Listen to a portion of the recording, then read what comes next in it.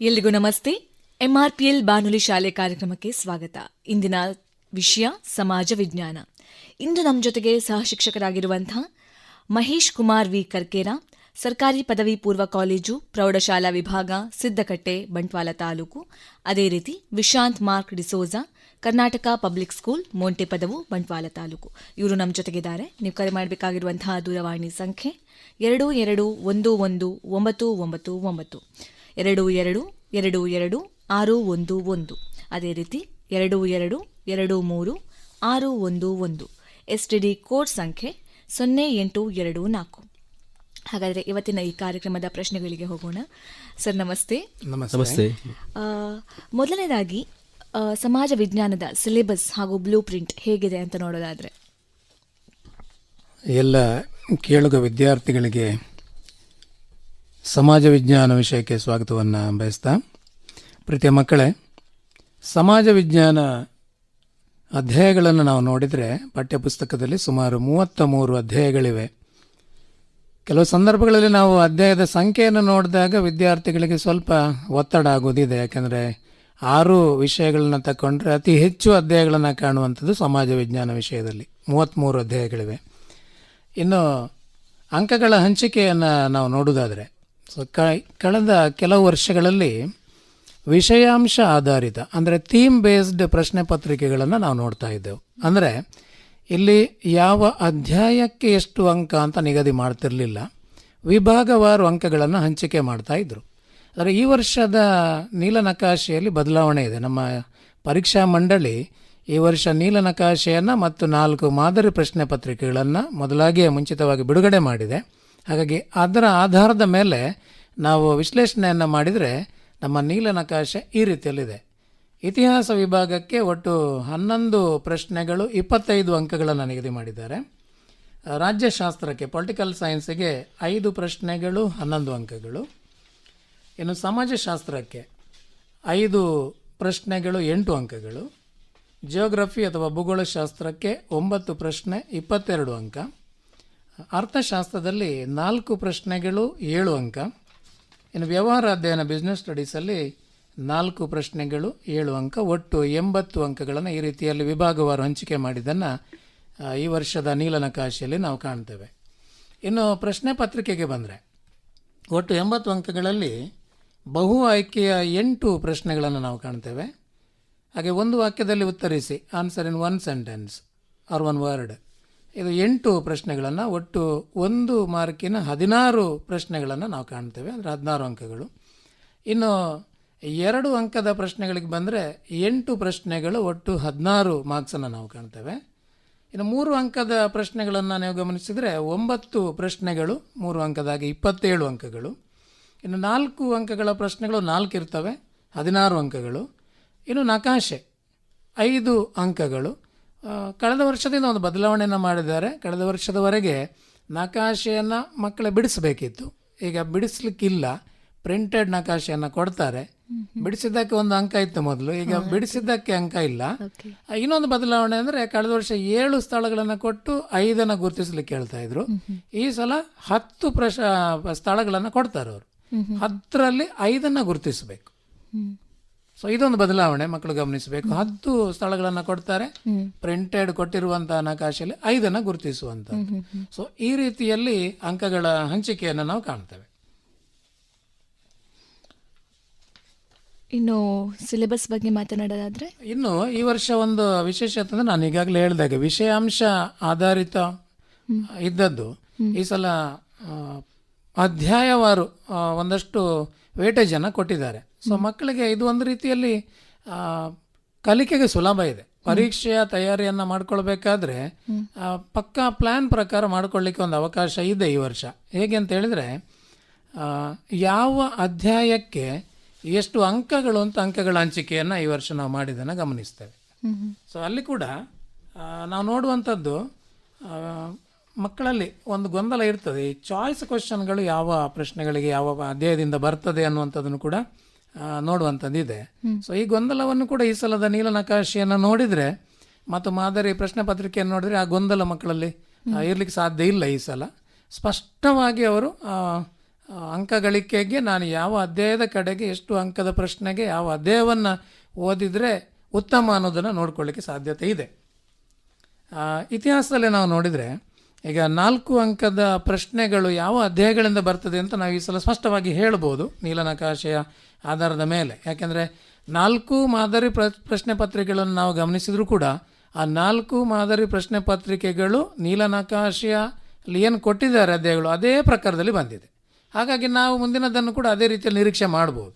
ಉದಾಹರಣೆಗೆ 4 ಮಾರ್ಕಿಗೆ ಬಂದರೆ ನಮ್ಮ ಇತಿಹಾಸದಲ್ಲಿ ಮೈಸೂರು ಒಡೆಯರು ಮತ್ತು ಕರ್ನಾಟಕದಲ್ಲಿ ಬ್ರಿಟಿಷ್ ಆಳ್ವಿಕೆಗೆ ಪ್ರತಿರೋಧಗಳು ಈ ಅಧ್ಯಾಯದಿಂದ 4 ಅಂಕಗಳನ್ನು ಈ ಅಧ್ಯಾಯಕ್ಕೆ ಮೀಸಲಿಟ್ಟಿದ್ದಾರೆ. ಅಂದರೆ ಇದರಲ್ಲಿ 4 ಮಾರ್ಕಿನ ಪ್ರಶ್ನೆನ ನಾವು ನಿರೀಕ್ಷೆ ಮಾಡ್ಬೋದು. ಹಾಗೆ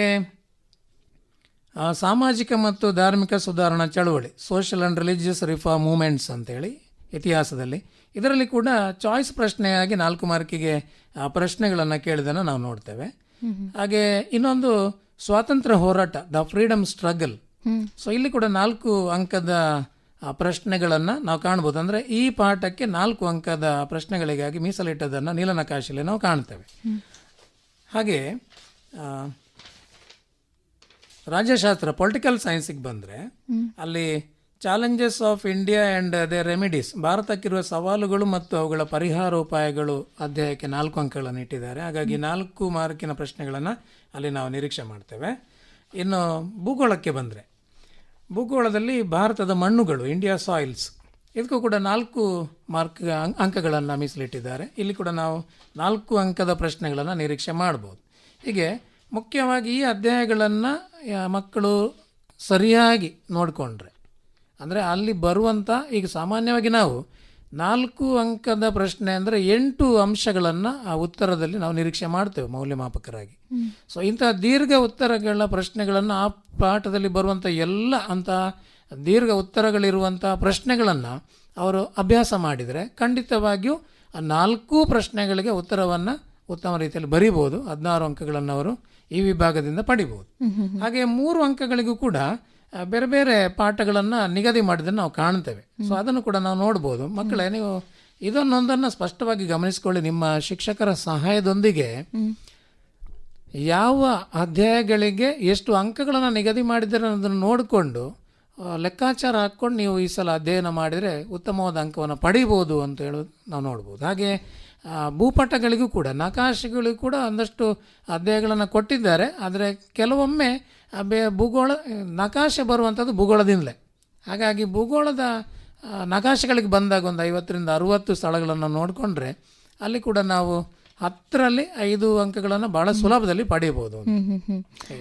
ಇವಾಗ ಎಲ್ಲಾನು ಇರಲಿ, ನಮಗೊಂದು ಪಾಸ್ ಆಗಬೇಕು, ಜಸ್ಟ್ ಪಾಸ್ ಆಗ್ಲಿಕ್ಕೆ ಏನೆಲ್ಲ ಕಲಿಬೇಕು ಅಂತ ಅನ್ನೋರಿಗೆ ಏನಂತ ಹೇಳಕ್ಕೆ ಇಷ್ಟಪಡ್ತೀರಾ? Good morning to all the students and the teachers. So when the students are preparing, better they should have some planning and they should have prioritized the lessons.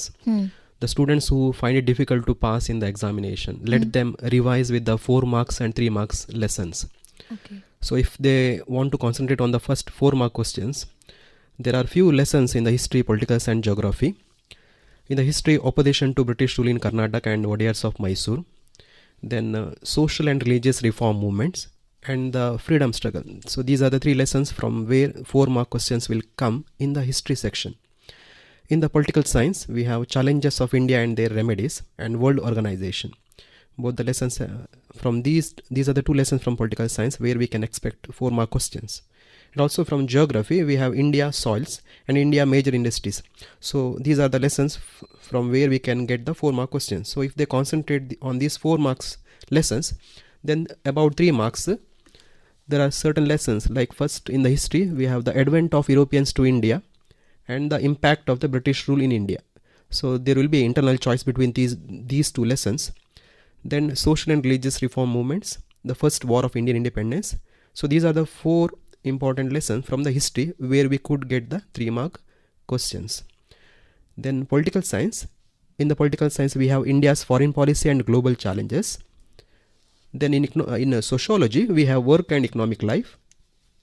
India forest resources, India transport and communication, India natural disasters. These are the geography lessons. Then in economics we have rural development, public finance and budgets. So these are the two economic lessons where we could get the internal choice. Then also in business studies we have banking, transaction and entrepreneurship, where we could get choice, internal choice from the business studies lessons. So if they prioritize these lessons, if they concentrate on these lessons, they could get they can surely get the passing marks. Passing ಇದಕ್ಕೆ ಪೂರಕವಾಗಿ ಈ ವರ್ಷ ನಮ್ಮ ಶಾಲಾ ಶಿಕ್ಷಣ ಇಲಾಖೆ ಉಪನಿರ್ದೇಶಕರ ಕಚೇರಿ ಆಡಳಿತ ಮತ್ತು ಅಭಿವೃದ್ಧಿ ದಕ್ಷಿಣ ಕನ್ನಡ ಜಿಲ್ಲೆ ಮಂಗಳೂರು, ಹಾಗೆ ನಮ್ಮ ಕರ್ನಾಟಕ ರಾಜ್ಯ ಪ್ರೌಢಶಾಲಾ ಸಹ ಶಿಕ್ಷಕರ ಸಂಘ ನಮ್ಮ ದಕ್ಷಿಣ ಕನ್ನಡ ಜಿಲ್ಲಾ ಘಟಕ ಎಲ್ಲ ತಾಲೂಕು ಘಟಕಗಳ ಸಹಯೋಗದಲ್ಲಿ ಈ SSLCಯಲ್ಲಿ ನಿಧಾನ ಕಲಿಕೆಯ ವಿದ್ಯಾರ್ಥಿಗಳಿಗಾಗಿ ನಾವೊಂದು ಸಂಪನ್ಮೂಲ ಸಾಹಿತ್ಯವನ್ನು ಎಲ್ಲ ವಿಷಯಗಳಲ್ಲಿ ರಚನೆ ಆಗಿದೆ. ಈಗಾಗಲೇ ಅದು ಶಾಲೆಗಳನ್ನು ಕೂಡ ತಲುಪಿದೆ, ಬಹುತೇಕ ಮಕ್ಕಳ ಕೈಯಲ್ಲಿ ಕೂಡ ಇದೆ ಅದು. ಸೊ ಇದು ಯಾರಿಗೆ ಅಂತ ಹೇಳಿದ್ರೆ ನಿಧಾನ ಗತಿಯ ಕಲಿಕೆಯ ವಿದ್ಯಾರ್ಥಿಗಳಿಗಾಗಿ. ಅಂದರೆ ಈ ಸಲ ಈಗಾಗಲೇ ನಮ್ಮ ಮಕ್ಕಳಿಗೆ ಗೊತ್ತಿದೆ, ಈ ಸಲ ಉತ್ತೀರ್ಣರಾಗಬೇಕಾದ್ರೆ ಅಂಕಗಳು ಬೇಕಾಗಿರೋದು 33. ಅಂದರೆ ಹಿಂದಿನ ವರ್ಷಗಳಲ್ಲಿ ಹೇಗೆ ಅಂತ ಹೇಳಿದ್ರೆ ಅವರು ಆಂತರಿಕ ಮೌಲ್ಯಮಾಪನದಲ್ಲಿ 20ರಲ್ಲಿ 20 ಅಂಕಗಳನ್ನು ಪಡೆದರೂ ಕೂಡ 80 ಅಂಕಗಳ ಅಂತಿಮ ಪರೀಕ್ಷೆಯಲ್ಲಿ ಅವರು 28 ಅಂಕಗಳನ್ನು ಗಳಿಸಲೇಬೇಕಿತ್ತು ನಮ್ಮ ಸಮಾಜ ವಿಜ್ಞಾನದಲ್ಲಿ ಮತ್ತು ಬೇರೆದರಲ್ಲಿ ಕೂಡ ಹಾಗೆಯೇ. ಈ ವರ್ಷ ಸ್ವಲ್ಪ ಬದಲಾವಣೆ ಇದೆ, ಈಗಾಗಲೇ ಮಕ್ಕಳಿಗೆ ಗೊತ್ತಿದೆ ಅದು. ಈ ವರ್ಷ ಆಂತರಿಕ ಇಂಟರ್ನಲ್ ಮಾರ್ಕ್ಸ್ ಮತ್ತು ನಾಡ್ದು ಬರೆಯುವಂಥ 80 ಅಂಕಗಳ ಪರೀಕ್ಷೆ ಎರಡನ್ನು ಒಟ್ಟು ಸೇರಿಸಿ ಅವರು 33 ಅಂಕಗಳನ್ನು ಪಡೆದರೆ ಅವರು ತೇರ್ಗಡೆ ಆಗ್ತಾರೆ. ಹಾಗಾಗಿ ಈ ನಿಧಾನಗತಿಯ ಕಲಿಕೆಯ ಮಕ್ಕಳಿಗೆ ನಾವೊಂದು ಟಾರ್ಗೆಟ್ 20 ಅಂತಂದರೆ ಕನಿಷ್ಠ 20 ಅಂಕಗಳನ್ನು ಗಳಿಸಬೇಕಾದ್ರೆ ಯಾವುದನ್ನೆಲ್ಲ ಇಂಪಾರ್ಟೆಂಟ್ ಅಧ್ಯಾಯಗಳವಾರು ಪ್ರಶ್ನೆಗಳನ್ನು ಓದಬೇಕು ಅನ್ನೋದನ್ನು ನಾವೊಂದು ಸಂಪನ್ಮೂಲ ಸಾಹಿತ್ಯವನ್ನು ರಚನೆ ಮಾಡಿ ಈಗಾಗಲೇ ಕೊಟ್ಟಿದ್ದೇವೆ. ನಿಧಾನ ಕಲಿಕೆ ಅಂದರೆ ಪಾಸ್ ಆಗಬೇಕು ಅಂತ ನೀವು ಹೇಳಿದಿಲ್ಲ, ಪಾಸಿಂಗ್ ಪ್ಯಾಕೇಜನ್ನು ಕೊಟ್ಟಿದ್ದೇವೆ. ಸೊ ಅದನ್ನು ಅವರು ಓದಿದ್ದೇ ಆದಲ್ಲಿ ಖಂಡಿತವಾಗಿಯೂ ಈ ವರ್ಷ 100ಕ್ಕೆ 100 ಫಲಿತಾಂಶವನ್ನು ನಾವು ದಾಖಲು ಕಾಣಬಹುದು ಅನ್ನೋದು. ಇವಾಗ ಪಾಸ್ ಆಗೋದು ಸರಿ ಸರ್, ಇವಾಗ ನಮಗೆ ಫುಲ್ ಮಾರ್ಕ್ ಬೇಕು, ನಾವು ರ್ಯಾಂಕ್ ತೆಗೆಯೋ ಅಂದಾಜಲ್ಲಿದ್ದೀವಿ, ಸೊ ಫುಲ್ ಮಾರ್ಕ್ ಬೇಕು ಅನ್ನೋದಾಗಿದ್ರೆ ಯಾವ ರೀತಿ ಓದಬೇಕು? ಇದು ಬಹುಶಃ ಬಹುತೇಕ ಮಕ್ಕಳಲ್ಲಿ ಒಂದು ಕನಸು ಇದ್ದೇ ಇರುತ್ತೆ, ಕನಸು ಎಲ್ರಿಗೆ ಇರಲೇಬೇಕು, ಕನಸಿಲ್ಲದೆ ಇದ್ದರೆ ನಾವು ಕ್ರಿಯಾಶೀಲರಾಗೋದಿಲ್ಲ ಅಂತೇಳಿ. ಸೊ ಅನೇಕ ಮಕ್ಕಳಿಗೆ ಒಂದು ಕನಸು ಇರ್ತದೆ, ಪ್ರತಿ ವರ್ಷ ನಾನು 625ರಲ್ಲಿ 625 ಅಂಕವನ್ನು ಪಡಿಬೇಕು, ಅಥವಾ ಸಬ್ಜೆಕ್ಟ್ ವೈಸ್ ಬಂದರೆ ಔಟ್ ಮಾರ್ಕನ್ನು ತೆಗಿಬೇಕು ಅಂತ. ಸೊ ಅವರು ಈಗಾಗಲೇ ಕೆಲಸವನ್ನು ಶುರು ಮಾಡಿರ್ತಾರೆ. ಯಾಕಂದರೆ ಅಂಥ ಮಕ್ಕಳು ಜೂನಿಂದಲೇ ಅವರ ನಿರಂತರವಾದಂಥ ಅಧ್ಯಯನವನ್ನು ಒಂದು ವೇಳಾಪಟ್ಟಿಯ ಪ್ರಕಾರ ಮಾಡ್ಕೊಂಡು ಬಂದಿರ್ತಾರೆ. ಅಂದರೆ ಅವರು ಕನಿಷ್ಠ ದಿವಸಕ್ಕೊಂದು 4ರಿಂದ 5 ಗಂಟೆನ ಅದಕ್ಕಾಗಿ ಮೀಸಲಿಡ್ತಾರೆ. ಪ್ರತಿ ದಿವಸ ಮಾಡಬೇಕಾದ ಕೆಲಸ ಅಂತ ಹೇಳಿದ್ರೆ, ಪ್ರತಿ ದಿವಸ ಶಾಲೆಯಲ್ಲಿ ಆದಂಥ ಅಧ್ಯಾಯಗಳನ್ನು ಪಾಠಗಳನ್ನು ಮನೆಯಲ್ಲಿ ಹೋಗಿ ಮತ್ತೊಮ್ಮೆ ಪುನರ್ಮನನ ಮಾಡುವಂಥ. ಸೊ ಈ ರೀತಿಯಲ್ಲಿ ಅವರು ನಿರಂತರವಾದ ಅಧ್ಯಯನದಲ್ಲಿ ತೊಡಗಿರ್ತಾರೆ. ಶಾಲೆಗೆ ಸರಿಯಾಗಿ ಹಾಜರಾಗುವಂಥ ಇದು ಬಹಳ ಮುಖ್ಯ. ಯಾಕಂದರೆ ಶಾಲೆಗೆ ಹಾಜರಾಗೋದು ಕೂಡ ಇಂಪಾರ್ಟೆಂಟ್. ಯಾಕಂದರೆ ಪಾಠ ಮಿಸ್ ಆದರೆ ಕೆಲವೊಂದು ಸಲ ಶಿಕ್ಷಕರ ಮೂಲಕವೇ ಅದನ್ನು ಚೆನ್ನಾಗಿ ನಾವು ಮನದಟ್ಟು ಮಾಡ್ಕೊಳ್ಳಿಕ್ಕೆ ಸಾಧ್ಯತೆ ಇರುವಂಥದ್ದು. ಇದು ಒಂದು ಕಡೆಯಲ್ಲಿ. ಇನ್ನು ಈಗ ನಾವು ಡಿಸೆಂಬರಲ್ಲಿ ಇದ್ದೇವೆ, ಇದೊಂದು ಒಳ್ಳೆಯ ಕಾರ್ಯಕ್ರಮ ಅಂತ ನಾನು ಅಂದ್ಕೊಳ್ತೇನೆ. ಬಾನುಲಿ ಶಾಲೆ ಕಾರ್ಯಕ್ರಮ ಭಾಳ ಮುಂಚಿತವಾಗಿ ಬಂದಿದೆ. ಇನ್ನು 2ರಿಂದ 3 ತಿಂಗಳಿದೆ ನಮ್ಮ ಪರೀಕ್ಷೆಗೆ. ಮಾರ್ಚ್ 18ಕ್ಕೆ ನಮ್ಮ ಮಕ್ಕಳು ಪರೀಕ್ಷೆಗೆ ರೆಡಿ ಆಗಬೇಕಾದ್ರೆ ಇನ್ನೂ ಸಾಕಷ್ಟು ಸಮಯ ಉಳಿದಿದೆ. ಸೊ ಈ ಉಳಿದಂಥ ಸಮಯದಲ್ಲಿ ನಾವು ಏನು ಮಾಡ್ಬೋದು ಅಂತ ನಾವು ನೋಡಿದ್ರೆ ಬಹುತೇಕ ಈಗ ಪಾಠಗಳು ಮುಗಿದು ಓಕೆ. ಇವಾಗ ಒಂದು ಕರೆ ಇದೆ ಸರ್, ಕರೆನ ಸ್ವೀಕರಿಸೋಣ. ನಮಸ್ತೆ. ನಮಸ್ತೆ. ಯಾರು ಮಾತಾಡ್ತಾ ಇರೋದು? Mysuru school come from government English medium high school Bettalakadu. ತಮ್ಮ ಹೆಸರು? ಪೂರ್ವಿಕಾ. ಪೂರ್ವಿಕಾ, ತಮ್ಮ ಪ್ರಶ್ನೆ ಕೇಳಿ ಪೂರ್ವಿಕಾ. ಈಗ ಬ್ಲೂ ಪ್ರಿಂಟ್ ಅಲ್ಲಿ 4 ಮಾರ್ಕಿಗೆ ಇದ್ದ ಕ್ವಶನ್ 2 ಮಾರ್ಕಿಗೆ ಸಹ ಬರ್ಬೋದಾ? ಬ್ಲೂ ಪ್ರಿಂಟಲ್ಲಿ 1 ಮಾರ್ಕಿಗೆ, 2 ಮಾರ್ಕಿಗೆ, 3 ಮಾರ್ಕಿಗೆ, 4 ಮಾರ್ಕಿಗೆ ಮತ್ತು ಮ್ಯಾಪಿಗೆ ಅಂತೇಳಿ ನಿರ್ದಿಷ್ಟವಾಗಿ ಪಾಠವಾರು ಅಂಕಗಳನ್ನು ಹಂಚಿಕೆ ಮಾಡಿದ್ದಾರೆ. ಬಹುತೇಕ ಇದೇ ರೀತಿಯಲ್ಲಿ ಇದೆ. ಯಾಕಂದ್ರೆ ನಾವು ಮಾದರಿ ಪ್ರಶ್ನೆ ಪತ್ರಿಕೆ 4 ಮಾದರಿ ಪ್ರಶ್ನೆ ಪತ್ರಿಕೆ ನೋಡಿದ್ದೀರಾ? ಹೌದು. ಅದರಲ್ಲಿ ಏನೋ ಬದಲಾವಣೆಗಳನ್ನು ಕಂಡಿದ್ದೀರಾ? ಇಲ್ಲ ಅಲ್ಲ? ಇಲ್ಲ. ಹಾಗಾಗಿ ನಾವು ನಿರೀಕ್ಷೆಯಲ್ಲಿದ್ದೇವೆ ಈ ಸಲ 4 ಮಾದರಿ ಪ್ರಶ್ನೆ ಪತ್ರಿಕೆಗಳು ನೀಲನಕಾಶೆಗೆ ಅನುಗುಣವಾಗಿ ಇರುವುದರಿಂದ ಅದೇ ರೀತಿಯಲ್ಲಿ ನಾವು ನಿರೀಕ್ಷೆ ಮಾಡ್ಬೋದು.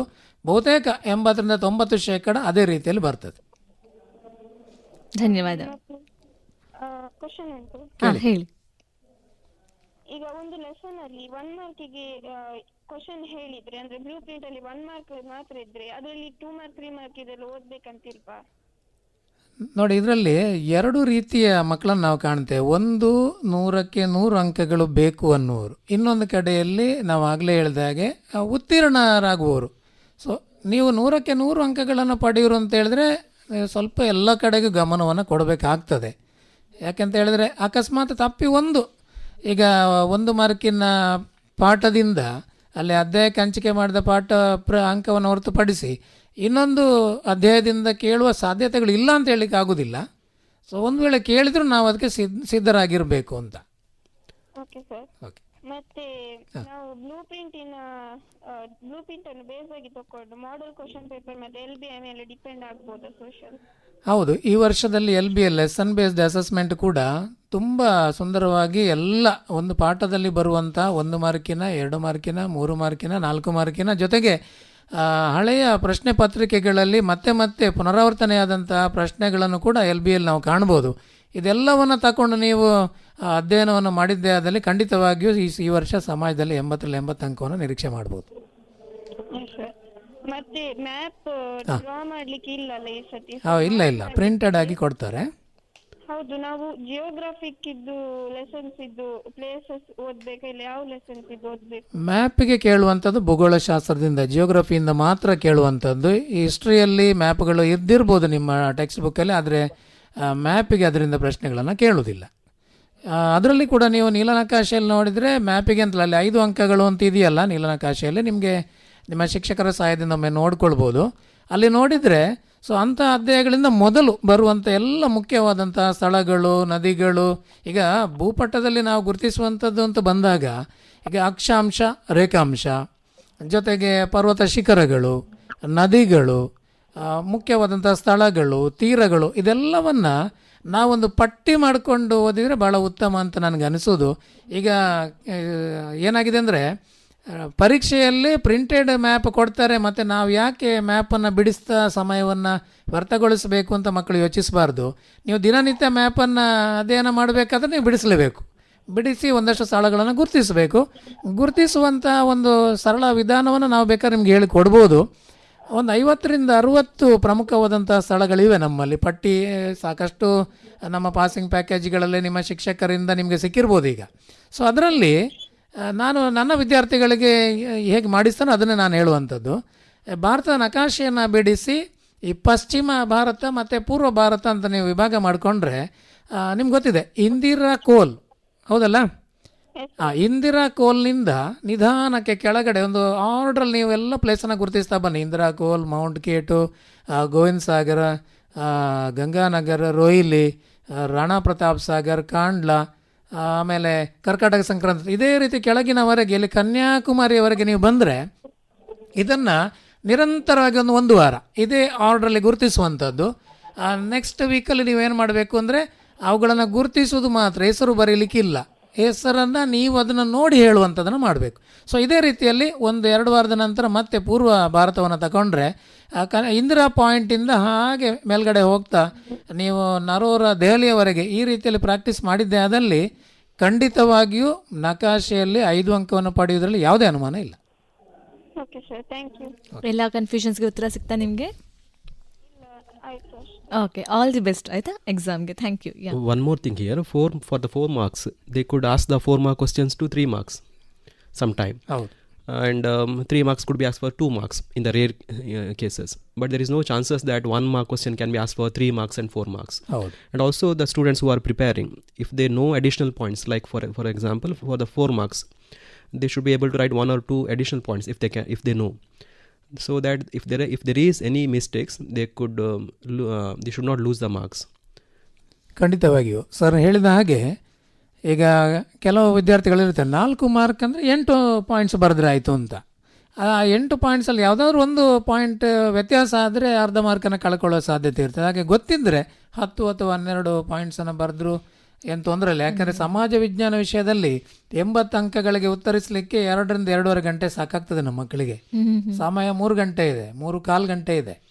ಸೊ ಹಾಗಾಗಿ ಬೇಕಾದಷ್ಟು ಸಮಯ ಇದೆ, ಆರಾಮದಲ್ಲಿ ಬರೀಬೇಕು. ಜೊತೆಗೆ ಹೈಯೆಸ್ಟ್ ಸ್ಕೋರ್ ಮಾಡೋ ಮಕ್ಕಳಿಗೂ ಎಲ್ಲರಿಗೂ ಒಂದು ನೀವು ನೋಡಬೇಕಾದ್ದು ಈ ಲಾಂಗ್ ಆನ್ಸರ್ಗಳನ್ನು ಬರೆಯುವಾಗ ನೀವು ಹೆಡ್ಡಿಂಗನ್ನು ಕಡ್ಡಾಯವಾಗಿ ಬರೀಬೇಕು.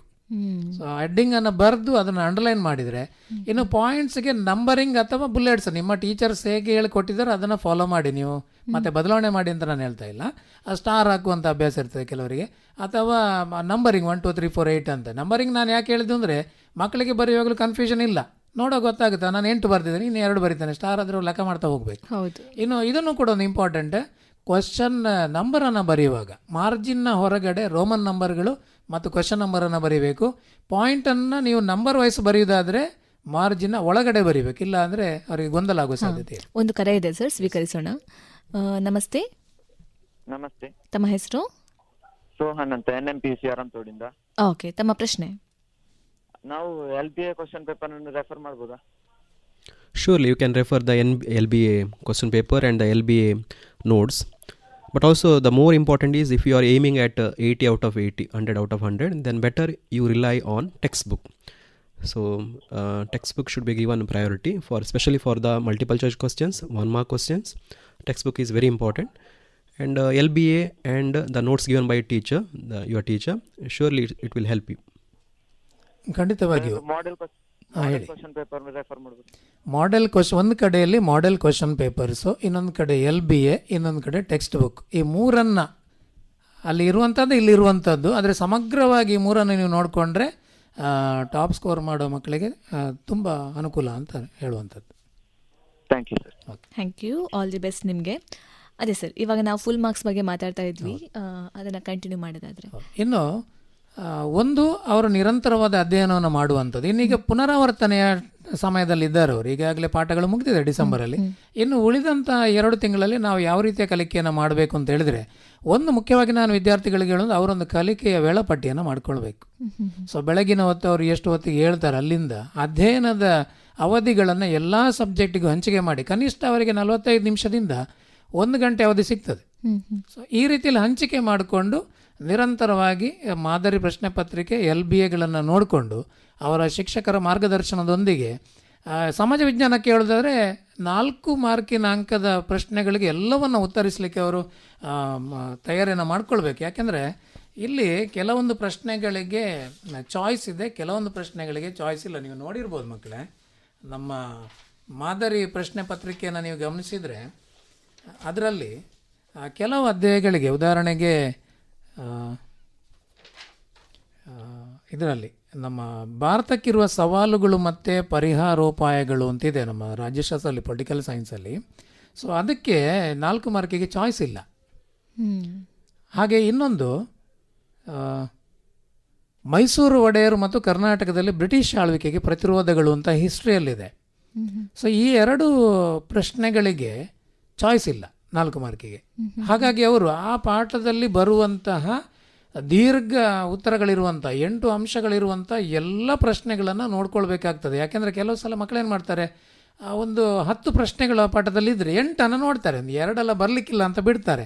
ಬಟ್ ಪ್ರಶ್ನೆ ಪತ್ರಿಕೆಯಲ್ಲಿ ಏನಾದರೂ ಅವರು ಬಿಟ್ಟಿರೋ ಪ್ರಶ್ನೆ ಬಂದರೆ ಇಲ್ಲಿ ಚಾಯ್ಸ್ ಇಲ್ಲ, ಅವರು ಖಂಡಿತವಾಗಿಯೂ 4 ಮಾರ್ಕನ್ನು ಕಳ್ಕೊಳ್ತಾರೆ. ಸೊ ಇನ್ನು ಉಳಿದಂಥ 2 ನಾವು ನೋಡಿದರೆ, ಸ್ವಾತಂತ್ರ್ಯ ಹೋರಾಟ ಪಾಠದಿಂದ 4 ಮಾರ್ಕಿಗೆ ಪ್ರಶ್ನೆಗಳಿದೆ, ಬಟ್ ಅದಕ್ಕೊಂದು ಚಾಯ್ಸ್ ಇದೆ ಪಾಠ. ಸಾಮಾಜಿಕ ಧಾರ್ಮಿಕ ಸುಧಾರಣಾ ಚಳುವಳಿ ಪಾಠದಲ್ಲಿ ಚಾಯ್ಸ್ ಇದೆ. ಆಗ ಅಲ್ಲಿ ಎಲ್ಲಿಯಾದರೂ ಒಂದು ಕಷ್ಟ ಆಯ್ತು ಅಂತ ಒಂದನ್ನು ಬಿಟ್ಟರು ಇನ್ನೊಂದಕ್ಕೆ ಅವಕಾಶ ಇದೆ, ಅವರಿಗೆ ಚಾಯ್ಸ್ ಇದೆ. ಹಾಗೆ ಇನ್ನೊಂದು ಜಿಯೋಗ್ರಫಿಯಲ್ಲಿ ಭಾರತದ ಮಣ್ಣುಗಳು ಮತ್ತು ಭಾರತ ಪ್ರಮುಖ ಕೈಗಾರಿಕೆಗಳು, ಆಂತರಿಕ ಚಾಯ್ಸ್ ಇದೆ ಅಲ್ಲಿ. ಸೊ ಇವುಗಳನ್ನು ಕೂಡ ನೋಡ್ಕೊಳ್ಬೇಕಾಗ್ತದೆ.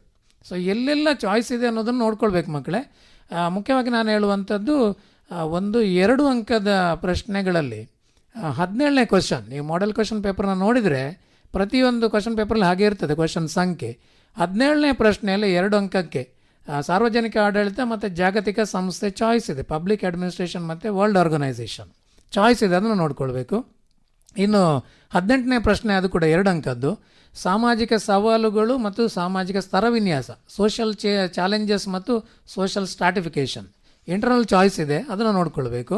ಇನ್ನು 3 ಅಂಕಕ್ಕೆ ಬಂದರೆ 25ನೇ ಪ್ರಶ್ನೆ ಪತ್ರಿಕೆ 25ನೇ ಪ್ರಶ್ನೆ ಸಂಖ್ಯೆಯಲ್ಲಿ ಭಾರತಕ್ಕೆ ಯುರೋಪಿಯನ್ನರ ಆಗಮನ ಹಾಗೆ ಬ್ರಿಟಿಷ್ ಆಳ್ವಿಕೆಯ ಪರಿಣಾಮ, the advent of Europeans to India, the impact of British rule in India choice ಇದೆ ಅಲ್ಲಿ. ಹಾಗೆ 3 ಮಾರ್ಕಿನ 26ನೇ ಪ್ರಶ್ನೆ ಸಂಖ್ಯೆ, ಭಾರತದ ಅರಣ್ಯಗಳು, ಇಂಡಿಯಾ ಫಾರೆಸ್ಟ್ ರಿಸೋರ್ಸಸ್, ಅದಕ್ಕೆ ಚಾಯ್ಸ್ ಆಗಿ ಭಾರತದ ಸಾರಿಗೆ ಸಂಪರ್ಕ, ಇಂಡಿಯಾ ಟ್ರಾನ್ಸ್ಪೋರ್ಟ್ ಆ್ಯಂಡ್ ಕಮ್ಯುನಿಕೇಷನ್.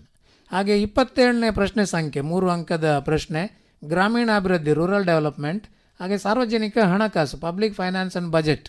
ಜೊತೆಗೆ 28ನೇ ಪ್ರಶ್ನೆ 3 ಅಂಕದ್ದು ಬ್ಯಾಂಕ್ ವ್ಯವಹಾರ ಬ್ಯಾಂಕ್ ಟ್ರಾನ್ಸಾಕ್ಷನ್ಸ್, ಆಮೇಲೆ ಉದ್ಯಮಶೀಲತೆ ಆಂಟ್ರಪ್ರಿನರ್ಶಿಪ್.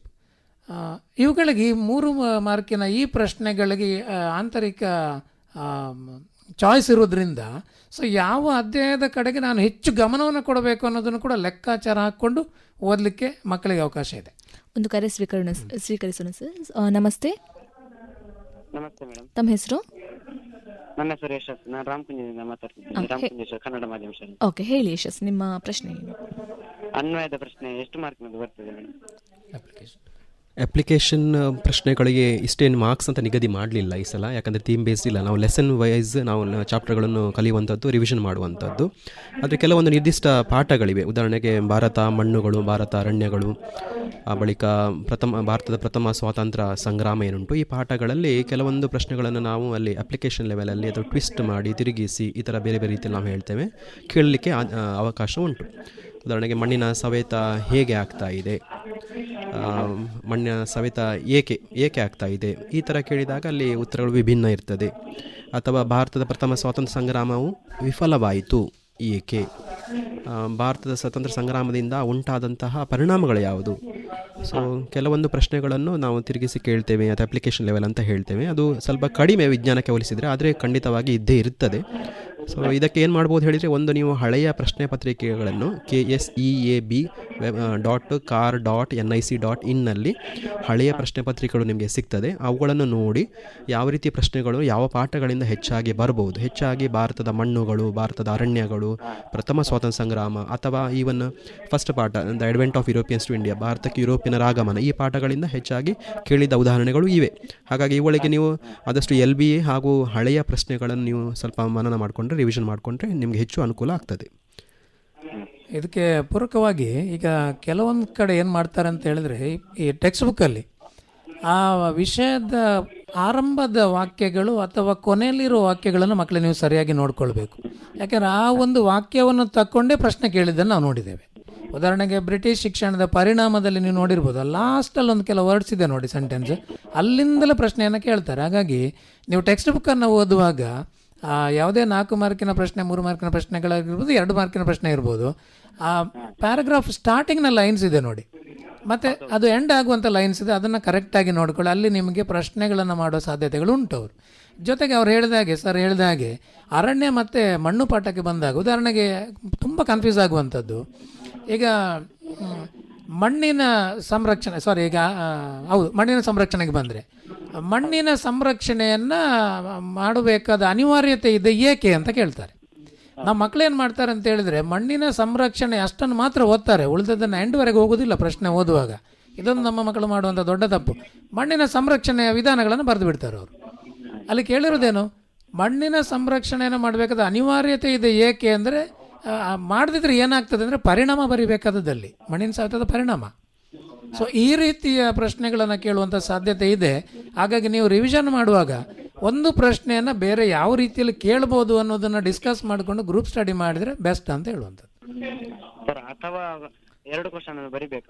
ಅಥವಾ ಬಂದರೆ, ಈಗ ನೋಡಿ ಅಲ್ಲಿ ಪ್ರತಿ ಒಂದು ಚಾಯ್ಸ್ ಕ್ವಶನ್ಗೆ ಬರುವಾಗ ಅದಕ್ಕೆ ಸಪ್ರೇಟಾಗಿ ಕ್ವಶನ್ ನಂಬರ್ ಇರುವುದಿಲ್ಲ, ಒಂದೇ ಕಡೆ ಇರ್ತದೆ. ನೀವು ಏನು ಮಾಡಬೇಕು ಅಂದರೆ, ಉದಾಹರಣೆಗೆ ಈಗ ಚಾಯ್ಸ್, ಈಗ 27ನೇ ಪ್ರಶ್ನೆ, ಅದಕ್ಕೆ ಚಾಯ್ಸ್ ಇದೆ, 3 ಮಾರ್ಕಿನ ಪ್ರಶ್ನೆ ಚಾಯ್ಸ್ ಇದೆ. ಸೊ ನೀವು ನಿಮಗೆ ಯಾವುದು ಬೆಟರ್ ಗೊತ್ತಿದೆ ಅದನ್ನು ಫಸ್ಟಿಗೆ ಬರೀರಿ, ಹೆಡ್ಡಿಂಗ್ ಬರೆದು ಕೆಳಗಡೆ ಇನ್ನೊಮ್ಮೆ ಪ್ರಶ್ನೆ ಸಂಖ್ಯೆ ಬರೆಯೋದು ಬೇಡ, ಅಥವಾ ಅಂತ ಬರೀರಿ, ಇನ್ನೊಂದು ಪ್ರಶ್ನೆಯ ಉತ್ತರವನ್ನು ಬರೀರಿ, ಒಟ್ಟಿಗೆ ಬರೀರಿ. ಕೆಲವರು ಏನು ಮಾಡ್ತಾರೆ ಅಂದರೆ, ಒಂದು ಪ್ರಶ್ನೆಯನ್ನು ಒಂದು ಕಡೆ ಬರೀತಾರೆ, 2 ಪುಟವನ್ನು ಬಿಟ್ಟು ಮತ್ತೊಂದು ಕಡೆ ಅಥವನ್ನು ಬರೀತಾರೆ. ಸೊ ಈ ರೀತಿಯ ಗೊಂದಲವನ್ನು ಮಾಡಬೇಡಿ, ಅಲ್ಲಿಯೇ ಬರೀಬೇಕು. ಚಾಯ್ಸ್ ಬರೆಯೋದಾದರೆ 2 ಬರೀಬೇಕು ನಿಮ್ಗೆ ಅನಿಸಿದರೆ ಬರೀಬೋದು, ಏನು ತೊಂದರೆ ಇಲ್ಲ. ಆದರೆ ಸರಿಯಾಗಿ ಗೊತ್ತಿರೋದನ್ನು ಫಸ್ಟಿಗೆ ಬರೀರಿ, ಯಾಕೆಂದರೆ ಫಸ್ಟಿಗೆ ಬರೆದದನ್ನು ಬೆಸ್ಟ್ ಆನ್ಸರ್ ಅಂತ ಕನ್ಸಿಡರ್ ಮಾಡಿದರೆ ಮೌಲ್ಯಮಾಪಕರು ನಿಮಗೇನು ಸಮಸ್ಯೆ ಆಗೋದಿಲ್ಲ. ಅಥವಾ ಅಲ್ಲೇ ನೆಕ್ಸ್ಟಿಗೆ ಅದನ್ನೇ ಬರೀರಿ, ಬೇರೆ ಬೇರೆ ಕಡೆ ಬರೆಯೋದು ಬೇಡ, ಮತ್ತು ಸಪ್ರೇಟ್ ಕ್ವಶನ್ ನಂಬರ್ ಹಾಕೋದು ಬೇಡ. ಸರಿ, ಉತ್ತರ ಸಿಕ್ತು ಅಂತ ಅನ್ಕೋತೀನಿ. All the very best. ಮತ್ತೊಂದು ಕರೆ ಇದೆ. ನಮಸ್ತೆ.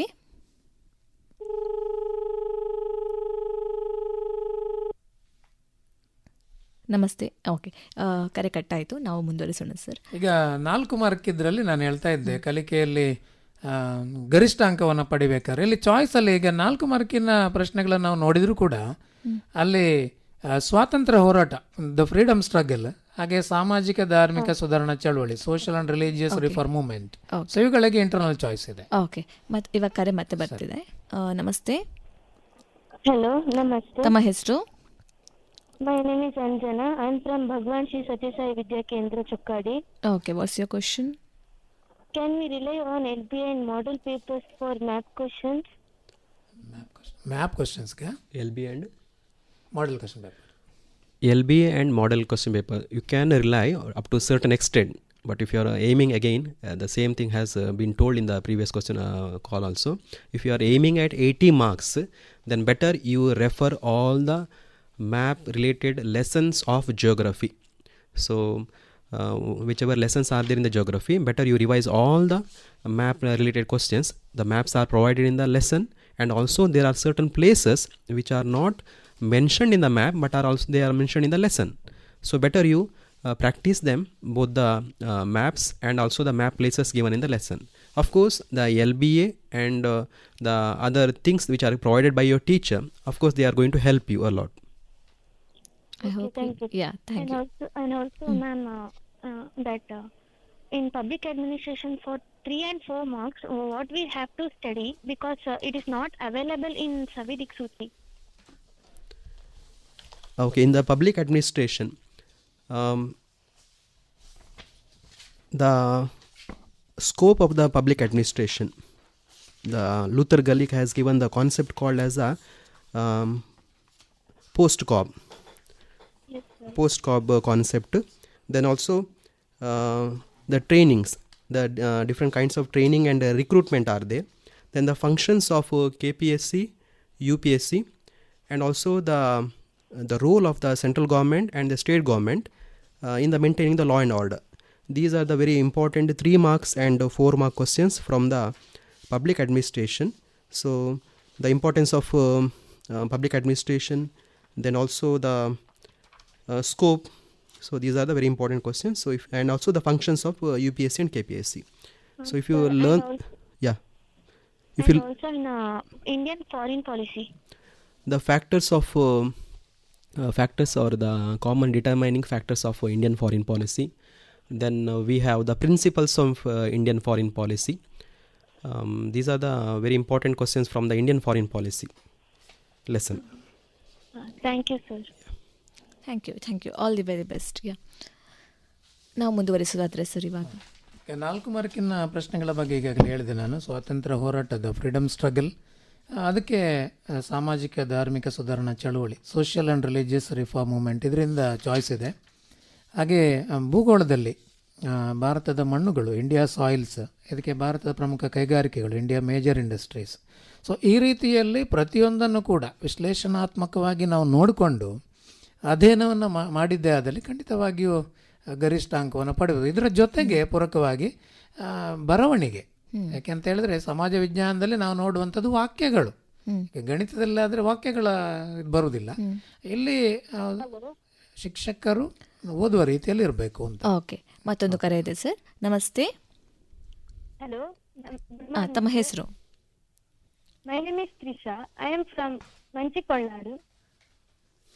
Okay, what's your question dear? I want to score out of out. How can I read social science? First of all, you should have a planning. So we have already told the 3 marks and 4 mark question lessons. So if you could read those lessons, if you have studied already those lessons, you could revise the lessons. So per day, if you revise 2 at least lessons per day, 3 marks and 4 mark question lessons, then you can also concentrate on the remaining 2 marks and 1 mark lessons. For the 1 mark lessons, you have to read the textbook word to word, and also you can highlight certain things like, for example, the agreements, years of foundation, established by whom, or suppose there is a conjunction like, for example, since, therefore. So that means there is a probable application level, understanding level question is there. So you should try to understand that sentence. So if you highlight those things and if you keep it with you, then in the time of revision, okay, you can use of that and you can minimize the waste of time. So reading the 3 marks and 4 mark lesson every day, Then the reading the textbook lessons per day, at least if you read at least 1 or 2 lessons every day, within 20 days you can cover all the 33 lessons. So 4 marks, 3 marks lesson should be revised every day. Along with that, textbook, you should do the textbook reading. That is very important for getting marks in the multiple choice and 1 mark lessons.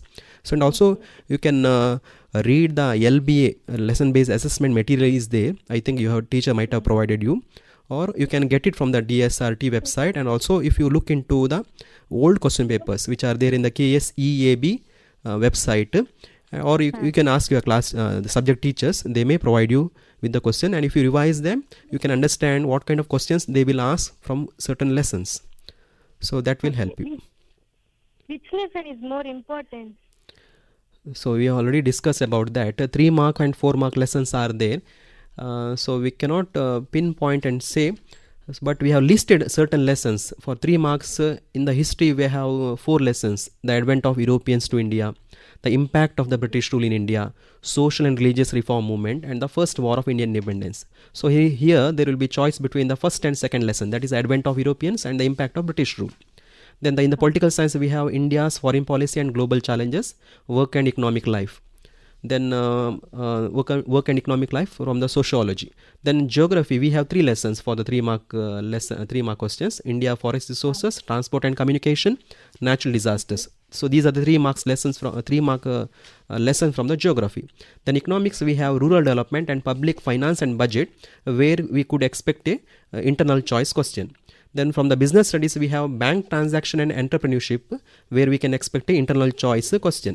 As far as 4 marks are concerned, we have to study 3 lessons from the history: opposition to the British rule in Karnataka and Wadayars of Mysore, social and religious reform movements, and the freedom struggle. Here we can expect a internal choice between the social and religious reform movements and the freedom struggle. So you can prioritize there. You can study the social and religious reform movements in the beginning. Later you can study the freedom struggle. But you have to keep in your mind your answer should have at least 8 to 10 points when you answer the 4 mark question. Then political science, challenges of India and their remedies, and the world organization. Then in the geography we have India soils and India major industries. Here we can expect again 4 mark questions. So better you prioritize your timing, because when we have limited time and when we do the revision, better we concentrate on the 3 marks and 4 marks questions, and the presentation should be good. If you know few additional points, better you write it, and your handwriting should be neat, and understanding the question is very important with regard to the certain application level questions. Try to practice map.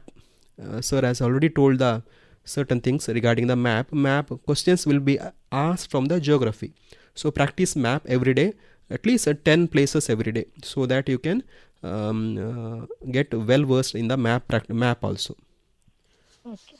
Thank you, sir. Yeah, all the best Trisha. Sir, ಇವಾಗ ನಾವು full marks ಬೇಕು ಅಂತ ಹೇಳಿದರೆ ಯಾವ ರೀತಿ practice ಮಾಡಬೇಕು ಅನ್ನೋದ್ರ ಬಗ್ಗೆ ಮಾತಾಡಿದ್ವಿ. ಮತ್ತೊಂದು ಕರೆ ಇದೆ. ನಮಸ್ತೆ. ಹಲೋ, ನಮಸ್ತೆ. ತಮ್ಮ ಹೆಸರು? ಗಾನತಿ, ವಿಠಲ್ ಹೈಸ್ಕೂಲ್ನಿಂದ. ಹಾಂ, ತಮ್ಮ ಪ್ರಶ್ನೆ. ಪಾಠದ ಒಳಗಿನಿಂದ ಎಷ್ಟು ಅಂಕದ ಪ್ರಶ್ನೆಗಳು ಬರ್ಬೋದು? ಈಗ ಈ ವರ್ಷ ನೀಲನಕಾಶೆಯಲ್ಲಿ ಪಾಠಗಳಿಗೆ ಇಷ್ಟು ಅಂಕಗಳನ್ನು ಅಂತ ನಿಗದಿ ಮಾಡಿದ್ದಾರೆ. ಆ ಪಾಠಗಳಿಗೆ ಅಂಕವನ್ನು ನಿಗದಿ ಮಾಡಿರೋದ್ರಿಂದ ಅದು ಪಾಠದ ಒಳಗೆ ಪಾಠದ ಕೊನೆ ಅಂತಿಲ್ಲ, ಸಂಪೂರ್ಣವಾಗಿ ಆ ಪಾಠದಿಂದ ಎಲ್ಲಿಂದಲೂ ಕೇಳ್ಬೋದು. ನೀವು ಇಡೀ ಸಮಗ್ರವಾಗಿ ಪಾಠವನ್ನು ನೋಡಬೇಕಾಗ್ತದೆ. ಪಾಠದ ಒಳಗಿಂದ ಎಷ್ಟು ಅಂತಿಲ್ಲ, ಯಾಕೆಂದರೆ ಅದು ಪಾಠಕ್ಕೆ ಸಂಬಂಧಪಟ್ಟಿದೆ. ಜೊತೆಗೆ ಈ ಪಾಠಗಳಲ್ಲಿ ಅಧ್ಯಾಯಗಳು ನೀವು ನೋಡಿರ್ಬೋದು, ಕೆಲವು ಕಡೆ ಬಾಕ್ಸಲ್ಲಿ ನಿಮಗಿದು ತಿಳಿದಿರಲಿ ಅಂತ ಹಾಕಿರ್ತಾರೆ. ಸೊ ಅಲ್ಲಿಂದಲೂ ಕೇಳೋ ಸಾಧ್ಯತೆ ಇದೆ. ಸೊ ಹಾಗಾಗಿ ಪಾಠದ ಒಳಗೆ ಅಂತ ಇಲ್ಲಮ್ಮ, ಎಲ್ಲವನ್ನೂ ನೋಡ್ಕೊಳ್ಬೇಕು. ಏನು ಬ್ಲೂ ಪ್ರಿಂಟ್ ಪ್ರಕಾರ ಬರ್ಬೋದು ಅಂತ ನಾವು ಕೂಡ ನಿರೀಕ್ಷೆ ಮಾಡ್ತಾ ಇದ್ದೇವೆ. ಯಾಕೆಂದರೆ 4 ಮಾದರಿ ಪ್ರಶ್ನೆ ಪತ್ರಿಕೆಗಳು ಪಕ್ಕಾ ಬ್ಲೂ ಪ್ರಿಂಟ್ ಪ್ರಕಾರವಾಗಿ ಇವೆ. ಹಾಗಾಗಿ ನಾವು ಕೂಡ ಅದರ ಪ್ರಕಾರ ಮೊದಲು ಓದ್ಕೊಳ್ಳಿ, ಆ ನಂತರ ಉಳಿದದನ್ನು ಕವರ್ ಮಾಡಿ ಅಂತ ನಾನು ಹೇಳೋದು. ಮೊದಲಿಗೆ ನಾವು ಮಾದರಿ ಪ್ರಶ್ನೆ ಪತ್ರಿಕೆ ಬ್ಲೂ ಪ್ರಿಂಟನ್ನು ಕಂಪ್ಲೀಟ್ ಸರಿಯಾಗಿ ಸಮಗ್ರವಾಗಿ ಓದ್ಕೊಳ್ಳೋಣ. ಇನ್ನೂ ಸಮಯ ಉಳಿತದೆ, ನಿಮಗೇನು ತೊಂದರೆ ಇಲ್ಲ. ಆಗ ಉಳಿದಂಥ ವಿಚಾರಗಳನ್ನು ನೋಡ್ಕೊಳ್ಬೋದು ಅಂತ. ಓಕೆನಾ sir? Thank you, all the best. ಮತ್ತೊಂದು ಕರೆ. ನಮಸ್ತೆ. ನಮಸ್ತೆ. ನಮಸ್ತೆ. ತಮ್ಮ ಹೆಸರು? ಕಾವ್ಯ ಅಂತ, ಎಲ್ಲಿಂದ ಕಾವ್ಯ? ಯಾವ ಶಾಲೆಯಿಂದ? ಸರ್ಕಾರಿ ಪ್ರೌಢಶಾಲೆ ಮಲ್ಲಿಕಟ್ಟೆ. ಓಕೆ, ತಮ್ಮ ಪ್ರಶ್ನೆ? ಆ, ನಮ್ಮ ಸಮಾಜ ವಿಜ್ಞಾನದಲ್ಲಿ ಅನೇಕ ಪ್ರಮುಖ ವಿಷಯಗಳು ಬರುತ್ತವೆ. ಇವುಗಳನ್ನು ಹೇಗೆ ನೆನಪಿಟ್ಕೊಳ್ಬಹುದು? ಇದಕ್ಕೆ ಏನಾದ್ರೂ ಟಿಪ್ಸ್ ಇದೆಯಾ? ಹೌದು, ಮಕ್ಕಳಿಗೆ ಸಮಾಜ ವಿಜ್ಞಾನ ಒಂದು ರೀತಿಯಲ್ಲಿ ಕೆಲವರು ಸಲ ಕಷ್ಟ ಅಂತ ಆಗೋದು ಇಸವಿಗಳು ಮತ್ತು ಒಂದಷ್ಟು ಹೆಸರುಗಳು ಬಂದಾಗ. ಆದರೆ ಇತ್ತೀಚೆಗೆ ನೀವು ನೋಡಿದರೆ ಟೆಕ್ಸ್ಟ್ ಬುಕ್ಕಲ್ಲಿ ಇಸವಿಗಳ ಸಂಖ್ಯೆ ಕೂಡ ಕಡಿಮೆ ಆಗಿದೆ, ಕೆಲವು ಇಂಪಾರ್ಟೆಂಟ್ ಮಾತ್ರ ಇರುವಂಥದ್ದು. ಜೊತೆಗೆ ಪ್ರಶ್ನೆ ಪತ್ರಿಕೆಯಲ್ಲಿ ಕೂಡ ಇನ್ನು ಬರೀ ಇಸವಿಗಳನ್ನೇ ಕೇಳೋದಿಲ್ಲ, ಎಲ್ಲಾದರೂ ಒಂದೆರಡು ಇಸವಿಗಳನ್ನು ಕೇಳ್ತಾರೆ ಅಷ್ಟೇ. ಹಾಗಾಗಿ ಇಂಪಾರ್ಟೆಂಟ್ ಇರುವಂಥದ್ದನ್ನು ನೀವು ಒಂದು ಪಟ್ಟಿ ಮಾಡಿಕೊಂಡ್ರೆ, ಲೀಸ್ಟ್ ಔಟ್ ಮಾಡಿಕೊಂಡು ಅದನ್ನು ಕ್ವಿಜ್ ಥರ ನಿಮ್ಮ ಗ್ರೂಪಲ್ಲಿ ಒಬ್ಬರು ಇನ್ನೊಬ್ರಿಗೆ ಕೇಳುವಂಥದ್ದು, ಇನ್ನೊಬ್ರು ಆನ್ಸರ್ ಮಾಡುವಂಥದ್ದು, ಅಥವಾ ಬೆಳಗಿನ ಹೊತ್ತು ಕ್ಲಾಸಲ್ಲಿ ಬಂದ ತಕ್ಷಣ ಒಂದು 5 ನಿಮಿಷ ನೀವು ಕ್ವಶನನ್ನು ಕೇಳೋದು, ಆನ್ಸರ್ ಮಾಡೋದು ಮಾಡಿದರೆ, ಯಾಕಂದರೆ ಇದಕ್ಕೆ ಮತ್ತೆ ಮತ್ತೆ ಪ್ರಾಕ್ಟೀಸ್ ಮಾಡೋದು ಒಂದೇ ಪರಿಹಾರ. ಹಾಗಾಗಿ ಹೇಳ್ತಾ ಇರಬೇಕು ಅದನ್ನು. ಆಗ ಅದು ಹೇಗೆ ನಮಗೆ ಚಲನಚಿತ್ರ ಗೀತೆಗಳು ಅಥವಾ ಜಾಹೀರಾತುಗಳು ಬಾಯ್ಪಾಠ ಆಗೋದು ಹೇಗೆ, ನಾವು ಆಗಾಗ ಅದನ್ನ ಕೇಳ್ತೇವೆ, ಅದು ಇಷ್ಟ ಆಗ್ತದೆ, ಹೇಳ್ತಾ ಇರ್ತೇವೆ. ಯಾವಾಗ ನಾವು ಮತ್ತೆ ಮತ್ತೆ ನಾವು ಹೇಳ್ತಾ ಇರ್ತೇವೆ, ಅದು ನಮ್ಮಲ್ಲೇ ಖಂಡಿತವಾಗಿ ಮನನ ಆಗ್ತದೆ ಅಂತೇಳಿ. ಗೊತ್ತಾಯ್ತು ಅಂತ ಅನ್ಕೋತೀನಿ. Thank you, all the best. Okay, ಮತ್ತೊಂದು ಕರೆ ಇದೆ. ನಮಸ್ತೆ. Good morning. Good morning. ತಮ್ಮ ಹೆಸರು? ಯಶಸ್ ಫ್ರಮ್ ಶ್ರೀ ಭಾರತಿ ವಿದ್ಯಾಸಂಸ್ಥೆ Uruvalu. Okay, what's your question? I have doubts from major industry chapters, 4 mark questions. Major industries These are the chapter. probability questions from that. Okay. Major industries lesson. From there we can expect regarding the industries, what are the factors which determine the location of industries, factors influencing the location of industries. That is one of the prime question from this lesson. It could be asked in different ways. Then we can also expect regarding the importance of industries, the important iron and steel industries, then also the factors which are related to which influence the location of a particular industry. Okay, the answer which I have studied already, like the common answer, it could be asked for the different topics also. For example, cotton textile industries are found in a particular place in Mumbai. So why it is so? Again, the same factors which you have studied in the factors for the localization of industry, same answer can be written here also. Then also the uses or the technology that is used. The recently we are using the advanced technology AT in the different fields. What are the different fields where we use this particular advanced technology? Then also the ISRO. The ISRO topic is added recently, so we can also expect a question regarding the achievements of ISRO. So these are the very important questions from this particular lesson, India Major Industries. So you can also expect a map related question here.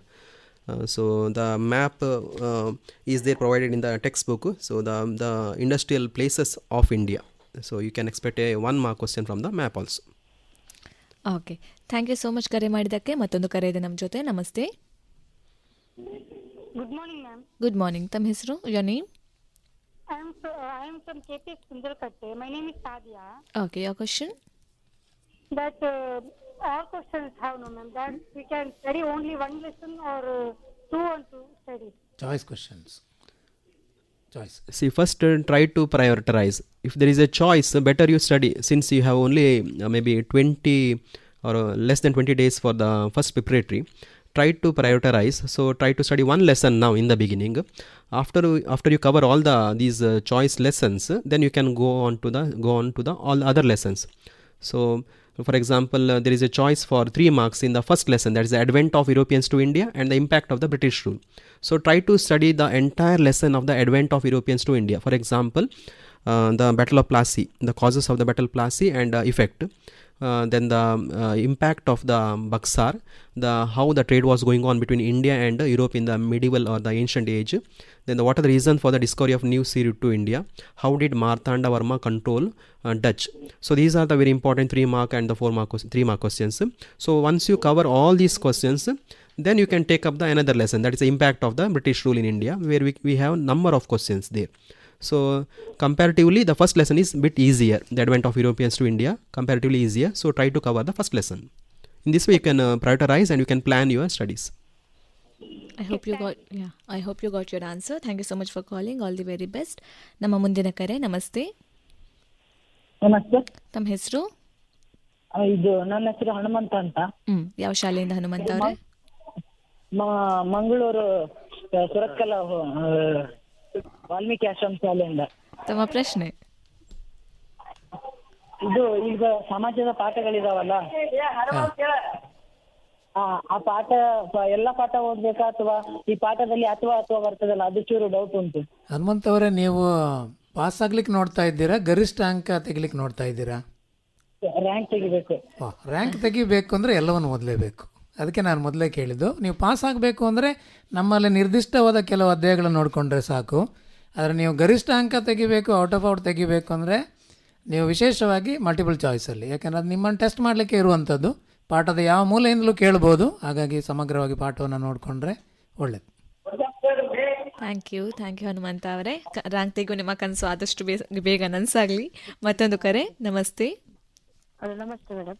ತಮ್ಮ ಹೆಸರು? Srivatsa PS, ಸರ್ಕಾರಿ ಪ್ರೌಢಶಾಲೆ ಆರ್ಐಟಿ. ಪ್ರಶ್ನೆ? ಇದು ನಮಗೆ first ಗೊತ್ತಿರುವ answer ಅನ್ನು ಬರ್ದು ಮತ್ತೆ ಗೊತ್ತಿಲ್ಲದ ಆನ್ಸರ್ಗೆ ಬರಿಬೋದು ಅಂತ. ಈಗ ಉತ್ತರಿಸುವಾಗ ಅನೇಕ ಮಕ್ಕಳಿಗೆ ಈ ಥರ ಕನ್ಫ್ಯೂಷನ್ ಆಗೋದುಂಟು. ಅವರಿಗೆ ಫಸ್ಟಿಗೆ ಮಲ್ಟಿಪಲ್ ಚಾಯ್ಸ್ ನೋಡಿದ ಕೂಡಲೇ ಒಂದು ಉತ್ತರ ಗೊತ್ತಿಲ್ಲ ಅಂದರೆ ಪೂರ್ತಿಯಾಗಿ ಕನ್ಫ್ಯೂಷನ್ ಆಗಿ ಮೈಂಡ್ ಬ್ಲ್ಯಾಂಕ್ ಆಗಿ ಮತ್ತೆ ಏನೇನೋ ಎಡವಟ್ಟುಗಳನ್ನು ಮಾಡ್ಕೊಳ್ಳೋದು ನಾವು ನೋಡ್ತೇವೆ. ನಿಮಗೆ ಸ್ವಾತಂತ್ರ್ಯ ಇದೆ, ನೀವು ಎಲ್ಲಿಂದಲೂ ಶುರು ಮಾಡ್ಬೋದು. ನೀವು ಸಮಾಜ ವಿಜ್ಞಾನವನ್ನು ಮ್ಯಾಪಿಂದಲೂ ಶುರು ಮಾಡ್ಬೋದು. ಯಾಕೆ ನಿಮಗೆ ತುಂಬ ಈಸಿ ಅದು ಅಂತ ಹೇಳಿದ್ರೆ, ಯಾವಾಗ ನಾವು ಸುಲಭದ್ದನ್ನು ಫಸ್ಟ್ ಮಾಡ್ತೇವೆ ನಮಗೆ ಕಾನ್ಫಿಡೆನ್ಸ್ ಬರ್ತದೆ, ಉಳಿದದನ್ನು ಆರಾಮದಲ್ಲಿ ಬರೀಬೋದು. ಆಗ ಎಲ್ಲ ಪ್ರಶ್ನೋತ್ತರಗಳು ನೆನಪಾಗ್ತವೆ. ಹಾಗಾಗಿ ನೀವು ಎಲ್ಲಿಂದ ಶುರು ಮಾಡೋದು. ಆದರೆ ಒಂದು ನೆನಪಿಟ್ಕೊಳ್ಳಿ, ರೋಮನ್ ನಂಬರ್ ಮತ್ತು ಕ್ವಶನ್ ನಂಬರನ್ನು ಕಡ್ಡಾಯವಾಗಿ ಕರೆಕ್ಟಾಗಿ ಬರೀಬೇಕು. ಇದರ ಜೊತೆಗೆ ಈಗ ನೀವು 4 ಮಾರ್ಕಿನ ಪ್ರಶ್ನೆಗಳನ್ನು ಉತ್ತರಿಸಲಿಕ್ಕೆ ಹೊರಟ್ರೆ ಆ 4 ಮಾರ್ಕಿದ್ದನ್ನು ಮುಗಿಸ್ಕೊಳ್ಳಿ. 4 ಮಾರ್ಕಿನ ಪ್ರಶ್ನೆ, 1 ಮಲ್ಟಿಪಲ್ ಚಾಯ್ಸ್, 3 ಮಾರ್ಕಿದ್ದು, ಈ ರೀತಿ ಮಾಡಿಕೊಂಡಾಗ ಗೊಂದಲ ಆಗ್ತದೆ. ಅಂಥದ್ದು ಬೇಡ. ನಿಮಗೆ ಮಲ್ಟಿಪಲ್ ಚಾಯ್ಸ್ 1 ವಾಕ್ಯದಲ್ಲಿ ಉತ್ತರಿಸಿ ಕಷ್ಟ ಆಗ್ತಾಯಿದೆ ಅಂದರೆ ಅದನ್ನು ನೀವು ಲಾಸ್ಟಿಗೆ ಇಟ್ಕೊಳ್ಬೋದು ಮ್ಯಾಪಿಂದ. ಅನಂತರ 4 mark, 3 mark. But Roman number ಮತ್ತು ಪ್ರಶ್ನೆ ಸಂಖ್ಯೆಯನ್ನು ತಪ್ಪದೆ ಸರಿಯಾಗಿ ಹಾಕಬೇಕು. ಅರ್ಥ ಆಯಿತು? Okay, all the very best. ಮುಂದಿನ ಕರೆ. ನಮಸ್ತೆ. ಹಲೋ, ನಮಸ್ತೆ. ತಮ್ಮ ಹೆಸರು? ನನ್ನ ಹೆಸರು ಬಾಂಧವ್ಯ ಅಂತ, ವಿಠಲ ಪ್ರೌಢಶಾಲೆ ವಿಟ್ಲ. ತಮ್ಮ ಪ್ರಶ್ನೆ? ಗ್ರಾಹಕ ಶಿಕ್ಷಣ ಪಾಠ ಉಂಟಲ್ವಾ, ಹೇಳಿ. ಗ್ರಾಹಕ ಶಿಕ್ಷಣ ಪಾಠದಲ್ಲಿ ಮೊದಲು ಗ್ರಾಹಕ ಸಂರಕ್ಷಣಾ ಕಾಯ್ದೆ 1986ರಲ್ಲಿ ಜಾರಿಗೆ ಬಂದಿತ್ತು ಅಂತ ಉಂಟಲ್ವಾ? ಹೌದು. 2019ಗೆ ಜಾರಿಗೆ ಬಂದಿದೆ ಅಂತ ವಾಪಸ್ ಕೊಟ್ಟಿದ್ದಾರಲ್ವಾ? ಎಕ್ಸಾಮ್ಗೆ ಬಂದ್ರೆ ಯಾವುದನ್ನು ಬರೀಬೇಕು? ಮೊದಲು 1986ರಲ್ಲಿ ಜಾರಿಗೆ ಬಂತು. ಮತ್ತೆ ಎರಡನೇ ಭಾಗ ಏನು ನಿಮ್ಮ ಪ್ರಶ್ನೆದು? 2019ರಲ್ಲಿ ಜಾರಿಗೆ ಬಂದದ್ದು. 2010. ಗ್ರಾಹಕ ಸಂರಕ್ಷಣಾ ಕಾಯ್ದೆ 2019 ಅಂತ ನೀವು ಹೇಳುವಂಥದ್ದು.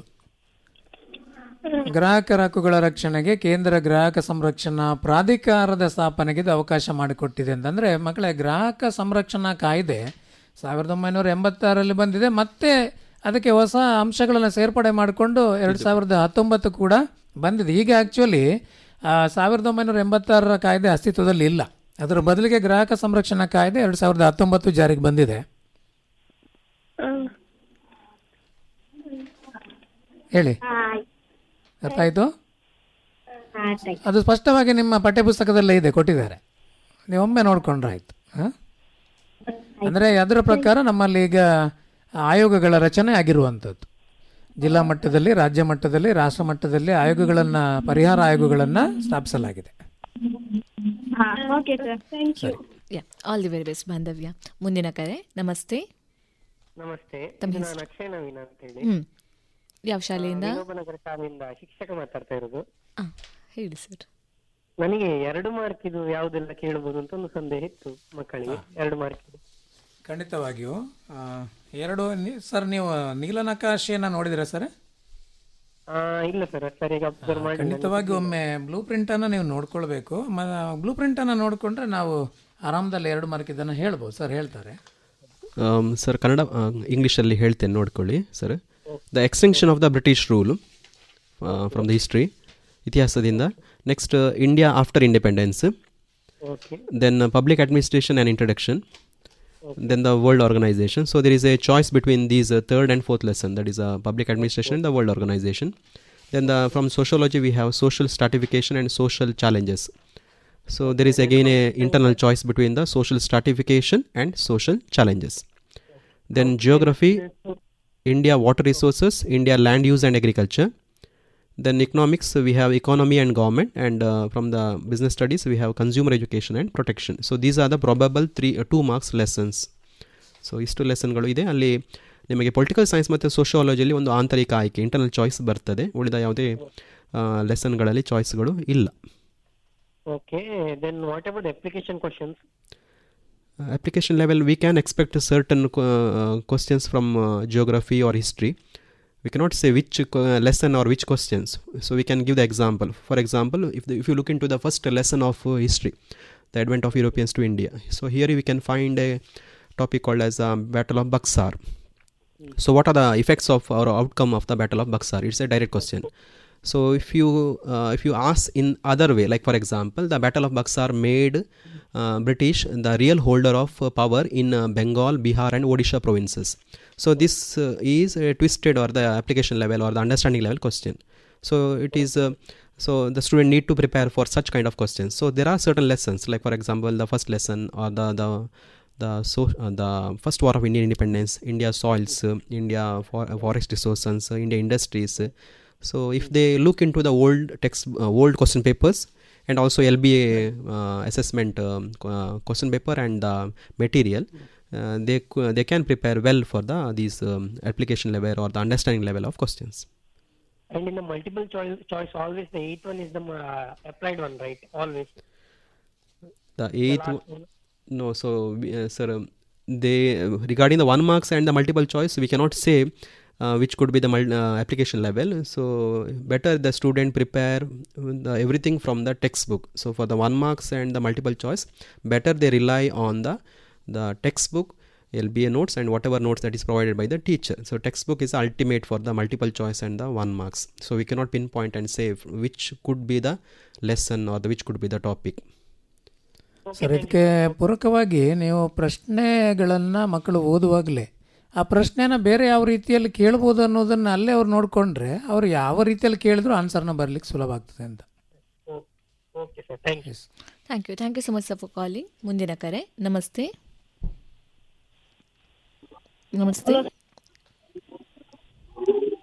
ತಮ್ಮ ಹೆಸರು? ಹಲೋ ಸರ್, ನಮ್ಮ ಹೆಸರು ಬಸವರಾಜ್ ಅಂತ. ಯಾವ ಶಾಲೆಯಿಂದ ಬಸವರಾಜ್ ಅವರೇ? ಸುರತ್ಕಲ್. ಓಕೆ, ತಮ್ಮ ಪ್ರಶ್ನೆ. ನಾವು ಸ್ವಂತ ವಾಕ್ಯ ಬರೆದ್ರು ಮಾರ್ಕ್ ಕೊಡ್ಬೋದ? ಇದೊಂದು ಪ್ರಶ್ನೆಯನ್ನು ನಾವು ನಿರೀಕ್ಷೆ ಮಾಡ್ತಿದ್ದೆವು ಆಗದಿಂದ. ಸ್ವಂತ ವಾಕ್ಯದಲ್ಲಿ ಬರೀಬೋದು ಅಂತ. ನೋಡಿ ಮಕ್ಕಳ, ಕೆಲವೊಂದು ವಿಚಾರಗಳ ಉದಾಹರಣೆಗೆ ಇತಿಹಾಸಕ್ಕೆ ಸಂಬಂಧಪಟ್ಟ ಹಾಗೆ ಬಂದಾಗ ಭೂಗೋಳದಲ್ಲಿ ನಿಮಗೆ ಸ್ವಂತ ವಾಕ್ಯದಲ್ಲಿ ಬರೆಯುವಂಥ ಅವಕಾಶ ಜಾಸ್ತಿ. ಉದಾಹರಣೆಗೆ ಸಂಗೊಳ್ಳಿ ರಾಯಣ್ಣನ ಬಗ್ಗೆ ಬರೀರಿ, ಸುಭಾಷ್ ಚಂದ್ರ ಬೋಸ್ ಅವರ ಬಗ್ಗೆ ಬರೀರಿ ಅಂದರೆ ಅವರ ಜೀವನದ ಬಗ್ಗೆ ನಮಗೆ ಸಾಕಷ್ಟು ವಿಚಾರಗಳು ಗೊತ್ತಿರ್ತವೆ, ಹಾಗಾಗಿ ನೀವು ಬರಿಬೋದು. ಆದರೆ ಅರ್ಥಶಾಸ್ತ್ರಕ್ಕೆ, ವ್ಯವಹಾರ ಅಧ್ಯಯನಕ್ಕೆ ಬಂದಾಗ ನೀವು ಟೆಕ್ಸ್ಟ್ ಬುಕ್ಕಲ್ಲಿ ಇದ್ದ ಪಾಯಿಂಟ್ಸನ್ನೇ ಬರೀಬೇಕಾದಂಥ ಪರಿಸ್ಥಿತಿ ಬರ್ತದೆ. ಯಾಕಂದರೆ ಸ್ವಂತ ವಾಕ್ಯ ಬರೀಲಿಕ್ಕೆ ಹೋದರೆ ಅರ್ಥ ವ್ಯತ್ಯಾಸ ಆಗುವ ಸಾಧ್ಯತೆಗಳಿದೆ. ಹಾಗಾಗಿ ನೀವು ಸ್ವಂತ ವಾಕ್ಯದಲ್ಲಿ ಬರೆಯೋರು ಅಂತಾದರೆ ಪಾಯಿಂಟ್ಸ್ ಮಾತ್ರ ಸ್ವಲ್ಪ ಜಾಸ್ತಿ ಬರೀರಿ. ಯಾಕೆಂದರೆ ಒಂದು ಮೌಲ್ಯಮಾಪಕರಿಗೆ ಒಂದು ಪಾಯಿಂಟ್ ಸರಿ ಇಲ್ಲ ಅಂತ ಅನಿಸಿದ್ರು ಇನ್ನೊಂದು ಇರಬೇಕಲ್ಲಿ. ಅರ್ಥ ಆಯಿತು? ಆದರೆ ಬಹುತೇಕ ನಾವು ಟೆಕ್ಸ್ಟ್ ಬುಕ್ಕಲ್ಲಿ ಇದ್ದಾಗೆ ಬರೆದ್ರೆ ಖಂಡಿತವಾಗಿಯೂ ಹೆಚ್ಚು ಅಂಕಗಳನ್ನು ನಿರೀಕ್ಷೆ ಮಾಡ್ಬೋದು ಅಂತ. ಬಟ್ ಬರೆಯೋದಿದ್ರು ಪಾಯಿಂಟ್ಸ್ ಆಗಿ ಬರೀಬೇಕು. ಸ್ವಂತ ವಾಕ್ಯ ಅಂದರೆ ಪ್ರಬಂಧ ಮಾದರಿಯಲ್ಲಿ ಬರೀಲಿಕ್ಕೆ ಹೋಗಬೇಡಿ, ಪಾಯಿಂಟ್ಸ್ ಆಗೇ ಬರೀಬೇಕು. ಸರಿ, ಸಲ ಮಲ್ಟಿಪಲ್ ಚಾಯ್ಸ್ ಚೇಂಜ್ ಉಂಟಂತೆ. ಏನು ಮಲ್ಟಿಪಲ್ ಚಾಯ್ಸ್ ಆಯ್ಕೆಗಳಿರ್ತದಲ್ಲ? ಹೌದು, ಅದರಲ್ಲಿ ಚೇಂಜಸ್ ಉಂಟಂತ ಹೇಳ್ತಿದ್ದಾರೆ ಟೀಚರ್ಸ್ ಎಲ್ಲ. ಏನು ಚೇಂಜಸ್ ಇಲ್ಲ. 8 ಅಂದರೆ ಈ ಸಲ ಹೇಗೆ ಅಂದರೆ ನೀಲನಕಾಶೆಯಲ್ಲಿ 1 ಮಾರ್ಕಿನ ಪ್ರಶ್ನೆಗಳಿಗೂ ಇಂಥದ್ದೇ ಪಾಠಗಳು ಅಂತ ಕೊಟ್ಟಿದ್ದಾರೆ. ಹಾಗಾಗಿ ನೀವು ಮೊದಲು ಆ ಪಾಠಗಳಲ್ಲಿ ಬರುವಂಥ ಎಲ್ಲ ಅಂಶಗಳನ್ನು ನೋಡ್ಕೊಳ್ಳೋದು ಉತ್ತಮ ಅಂತ ಹೇಳೋದು. ಆ ನಂತರದಲ್ಲಿ ಬೇರೆದನ್ನು ನೋಡ್ಕೊಳ್ಳೋದು. ಚೇಂಜಸ್ ಏನಿಲ್ಲ. 8 ಮಲ್ಟಿಪಲ್ ಚಾಯ್ಸ್ ಮೊದಲು ಇತ್ತು, ಈಗಲೂ ಅಷ್ಟೇ. ಬಟ್ ಈ ಸಲ ನೀಲನಕಾಶಲ್ಲಿ ಇಂಥ ಪಾಠಗಳಿಂದ ಅಂತ ಕೊಟ್ಟಿದ್ದಾರೆ ಒಂದು ವಾಕ್ಯದಲ್ಲಿಗೆ. ಅದು ಮಲ್ಟಿಪಲ್ ಚಾಯ್ಸ್ ಮತ್ತು ಒಂದು ವಾಕ್ಯದಲ್ಲಿ ಉತ್ತರಿಸಿ, ಎರಡನ್ನು ಸೇರಿಸ್ಕೊಂಡು. ಮತ್ತೆ ಓಲ್ಡ್ ಕ್ವಶನ್ ಪೇಪರ್ ಎಲ್ಲ ಓದಿದ್ರೆ ಇದಾಗ್ತದಲ್ಲ ಸರ್, ಹೆಲ್ಪ್ ಆಗ್ಬೋದಲ್ಲ? ಖಂಡಿತ ಹೆಲ್ಪ್ ಆಗ್ತದೆ. ನೀವು ಓಲ್ಡ್ ಕ್ವಶನ್ ಪೇಪರ್ ಮಾತ್ರ ಅಲ್ಲ, ಇನ್ನು ಮುಂದಕ್ಕೆ ನಿಮಗೆ 3 ಪ್ರಿಪರೇಟರಿ ಎಕ್ಸಾಮ್ ಆಗ್ತದೆ. ಈಗ ದಕ್ಷಿಣ ಕನ್ನಡ ಜಿಲ್ಲೆಯಲ್ಲಿ 3 ಪ್ರಿಪರೇಟರಿ ಆದ ಹಾಗೆ ಬೇರೆ ಬೇರೆ ಜಿಲ್ಲೆಗಳಲ್ಲಿ ಪ್ರಿಪರೇಟರಿ ಎಕ್ಸಾಮ್ ಆಗ್ತದೆ. ಆ ಎಲ್ಲ ಪ್ರಿಪರೇಟರಿ ಎಕ್ಸಾಮ್ನ ಕ್ವಶನ್ ಪೇಪರ್ಗಳು ಕೂಡ ನಿಮ್ಮ ಶಿಕ್ಷಕರ ಗ್ರೂಪಲ್ಲಿ ಬರ್ತದೆ. ಅದನ್ನು ಪ್ರಿಂಟ್ ತಗೊಂಡು ನೀವು ಓದ್ಕೊಂಡ್ರೆ ಅತ್ಯುತ್ತಮವಾದ ರಿವಿಷನನ್ನು ಮಾಡ್ಕೊಳ್ಬೋದು. ಆಯ್ತು sir. All the very best. ಓಕೆನಾ? ಮುಂದಿನ ಕರೆ. ನಮಸ್ತೆ. Hello. ಹಲೋ, ತಮ್ಮ ಹೆಸರು? I'm Shana from Point High School, Polali. Okay, your question? What are the exam writing techniques to score full marks in social science, ma'am? What are the Pardon? Exam writing techniques, ma'am. techniques? Exam writing techniques. Exam writing techniques. First of all, the presentation should be neat. So you should write neatly. So if it is a 3 mark questions, it will expect 6 points, and if it is a 4 marks, it will expect 8 points. Better if you know some points additionally, you can write additional points. That is the one thing. Second thing is understanding the question is very important. Suppose a question which is twisted or which is application level, and if you get confused, you may lose the marks. So understanding the question is very, very important. And the presenting, especially if you are writing the 3 marks and 4 mark questions, there you can begin the answer with the side heading. You can write the points by putting the bullet points or the numbering the points. The number should be written in the answer part of the answer paper. And writing the Roman number and the question number is very important. Begin with the answer that you know what is your strength. So if it is a 3 mark questions, if you have studied very well the 3 mark questions, so begin the answer paper from the 3 marks. Write the question number and the Roman number. So once you complete. I have questions, sir. When we don't have time, what to do? Pardon? When we don't have time for the all question, what can we do, like for time management? When we don't have the time to all the questions. No, we have sufficient time. We have the board has given 3 hours 15 minutes. That is sufficient. That is well enough to write all the questions and to cover all the 80 marks. So there is never have been any shortage of time in the social science. So there cannot be any shortage of time. You can write it if you know the answer. Write the answer which you know better. Write it in the beginning. And certain answers you may not know properly, so keep it at the end. So there is no method that there is no thing that you have to write right beginning from the multiple choice or from the 1 mark questions. You can write whatever answer you know in the beginning. So. Okay. And also. And another question, in geography, from the lesson natural disasters, for the question based on prevention of disaster, will the answer be same, sir? Certain points are there which are common to the earthquake or maybe the landslide or maybe the coastal erosions, but not all the things are common. So likewise I have told in the beginning, if you have additional points, let's say the question is about the preventive measures for the earthquake. So we cannot prevent the earthquake, but we can take certain precautionary measures. So we can write the common answer, but if you have the additional points for that, then there is no chance that you will lose the marks. So always keep certain points, additional points with you, and that will help you, especially in such cases. Okay, sir. And for 1 mark, sir, what can be the possible questions from each lesson, sir? 1 mark? 1 mark question. What are the topics that can possibly come? So better you refer the model question paper and the blueprint, and better you revise at least 1 or 2 lesson every day. So for example, the establishment of a particular organization, the establishment of some maybe the institutions or the agreements, the years, then the agreement took place between which 2 persons or the parties. So likewise, if you highlight them in your textbook and if you read them well in advance, so we have 3 preparatories. When you revise for all the 3 preparatories and also the final exam, of course you can get hold of it and you can write it in the final exam very well. Okay, thank you so much. Thank you. So ಕಾರ್ಯಕ್ರಮದ ಕೊನೆಯ ಹಂತಕ್ಕೆ ಬಂದಿದ್ದೀವಿ ಇವಾಗ. So ಕೊನೆಯದಾಗಿ ವಿದ್ಯಾರ್ಥಿಗಳಿಗೆ ಏನಾದರೂ ಒಂದು tips ಕೊಡಬೇಕು ಅನ್ನೋದಾಗಿದ್ರೆ ಏನಂತ ಹೇಳಿ? ಈಗ ಕೆಲವು ಮಕ್ಕಳಿಗೆ ಕೆಲವನ್ನ ನೆನ್ಪಿಡ್ಕೊಳ್ಳಿಕ್ಕೆ ಕಷ್ಟ ಅಂತ ಹೇಳ್ತಾರೆ. ಸೊ ಅದಕ್ಕಾಗಿ ಅವರು ಕೆಲವೊಂದು ಸುಲಭ ಕಲಿಕೆಯ ಸೂತ್ರಗಳನ್ನು ಮಾಡ್ಕೊಳ್ಬೋದು. ಸಮಾಜ ವಿಜ್ಞಾನದಲ್ಲಿ ಕೂಡ ಕೆಲವೊಂದು ಸೂತ್ರಗಳನ್ನು ಮಾಡ್ಕೊಳ್ಳೋದು. ಉದಾಹರಣೆಗೆ ಒಪ್ಪಂದಗಳು ಕನ್ಫ್ಯೂಷನ್ ಆಗ್ತದೆ. ಆಂಗ್ಲೋ ಮೈಸೂರು ಯುದ್ಧದಲ್ಲಿ 1ನೇ ಆಂಗ್ಲೋ ಮೈಸೂರು ಯುದ್ಧ, 2ನೇ ಆಂಗ್ಲೋ ಮೈಸೂರು ಯುದ್ಧ, 3ನೇ ಆಂಗ್ಲೋ ಮೈಸೂರು ಯುದ್ಧ ಆಗುವಾಗ ಅಲ್ಲಿ ಮದ್ರಾಸ್, ಮಂಗಳೂರು, ಶ್ರೀರಂಗಪಟ್ಟಣ ಅಂತ 3 ಒಪ್ಪಂದಗಳಿವೆ. ಮೊದಲನೇದು ಯಾವುದು, 2ನೇದು ಯಾವುದು, 3ನೇದು ಯಾವುದು ಅಂತ ಗೊಂದಲ ಆಗ್ತದೆ ಎಕ್ಸಾಮ್ ಹಾಲಲ್ಲಿ. ಹೊರಗಡೆ ಸರಿ ಇರ್ತದೆ, ಒಳಗಡೆ ಹೋದ ಕನ್ಫ್ಯೂಷನ್ ಆಗ್ತದೆ. ಅದಕ್ಕೆ ಮಂ ಶ್ರೀ 1 2 3 ಸುಲಭ ಇಂಥದ್ದು. ಹಾಗೆ ವಿಶ್ವಸಂಸ್ಥೆಯ ಕಾಯಂ ಸದಸ್ಯರು, ಪರ್ಮನೆಂಟ್ ಮೆಂಬರ್ಸ್, ಅರಾಯಿಂ ಫ್ರಾಚಿ, America, Russia, England, France, China, ಅರಾಯಿಂ ಫ್ರಾಚಿ. ಸೊ ಈ ಥರ ಕೆಲವೊಂದು ಶಾರ್ಟ್ ಕಟ್ ಮೆಥಡ್ಗಳನ್ನು ಕೂಡ ಫಾಲೋ ಮಾಡ್ಬೋದು. ಪಶ್ಚಿಮ ತೀರದ ಬಂದರುಗಳು 3 ಮಾರ್ಕ್ ಕೇಳ್ಬೋದು.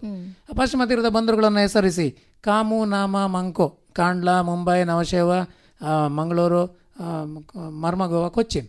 ಸೊ ಈ ರೀತಿಯಲ್ಲಿ ಅನೇಕ ಮಕ್ಕಳು ತಮ್ಮದೇ ಆದಂಥ ಆಸಕ್ತಿದಾಯಕ, ಇದು ಕೆಲವರಿಗೆ ಸೋಷಲ್ ಅಂದರೆ ಸ್ವಲ್ಪ ಬೋರ್ ಆಗ್ತದೆ.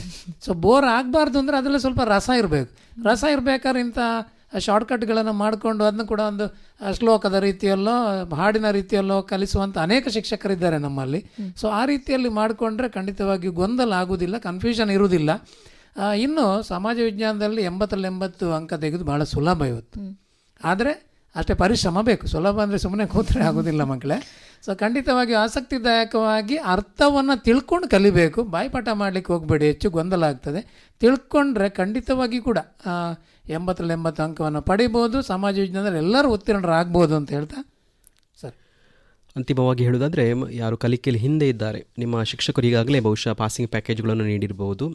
ಅದನ್ನೇ ಏನು ನೀವು ಮೊದಲಿಂದಲೂ ಓದ್ತಾ ಇದ್ದೀರಿ, ಅವುಗಳ ಪ್ರಕಾರ 3 ಮತ್ತು 4 ಅಂಕದ ಪ್ರಶ್ನೋತ್ತರಗಳನ್ನು ಕಲಿಕೆ ಮಾಡ್ತಾ ಹೋಗಿ. ಅದೇ ರೀತಿ ಪ್ರತಿದಿನ ಎಂಬಂತೆ ಮ್ಯಾಪನ್ನು ರಿವೈಸ್ ಮಾಡ್ತಾ ಹೋಗಿ.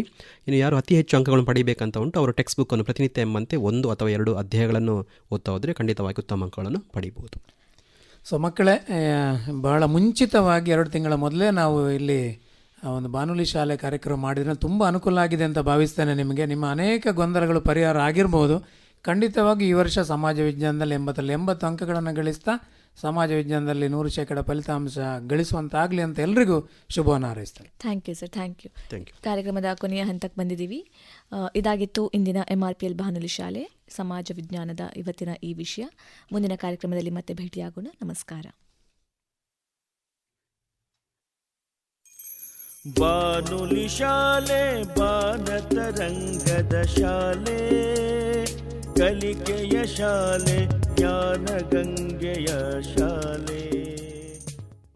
ಇದುವರೆಗೆ MRPL ಬಾನುಲಿ ಶಾಲೆ SSLC ಪರೀಕ್ಷಾ ಸಿದ್ಧತೆ ಸರಣಿಯಲ್ಲಿ ಪ್ರಾಯೋಜಿತ ನೇರ ಫೋನ್ ಇನ್ ಕಾರ್ಯಕ್ರಮ ಪ್ರಸಾರವಾಯಿತು.